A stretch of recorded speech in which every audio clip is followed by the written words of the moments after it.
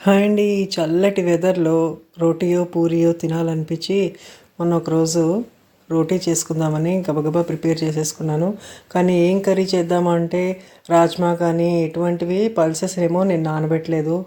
అలాగని చూస్తే గోబీ ఇవేవి కూడా లేవు. కానీ మంచిగా టేస్టీగా తినాలనిపించింది దాంట్లోకి. అందుకని గబగబా ఆలూనైతే ఉడకబెట్టేసి దాంట్లోకి మంచిగా ఆలూ కర్రీనైతే చేసేసానండి. ఇలాగా ఫస్ట్ ఆలూని మనం 3/4గా ఉడకబెట్టుకునేసి పొట్టు తీసేసి ఇలా ముక్కలు కోసేసి పక్కన పెట్టుకోవాలి. ఆ తర్వాత ఒక ప్యాన్ తీసుకుని దాంట్లో మనం పోపు వేసుకుని ఉల్లిపాయలు, పచ్చిమిరపకాయలు మన తినే కారాన్ని స్పైసీనెస్ బట్టి వేసుకొని పసుపు కూడా వేసేసుకుని వాటిని ఇలా మంచిగా ఫ్రై చేసుకోవాలండి. ఆ రోజు నా దగ్గర కరివేపాకు లేదు, అందుకని కొంచెం ఎండిపోయిన కరివేపాకు ఇంట్లో నేను స్టోర్ చేసి పెట్టుకుంటాను, అదైతే వేసేసాను.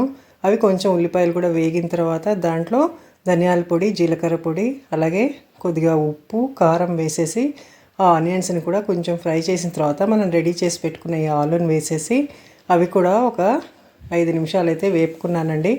దాన్ని మంచిగా మనం వేపుకున్నాము అంటే ఈ స్పైసెస్ అంతా దానికి బాగా పట్టుకుని చాలా టేస్టీగా ఉంటుందండి. మీకు ఇష్టం ఉన్న వాళ్ళు పైనుంచి నిమ్మకాయ కూడా రసం పిండుకున్నారంటే అబ్బా, ఇంకా మాటలు లేవండి.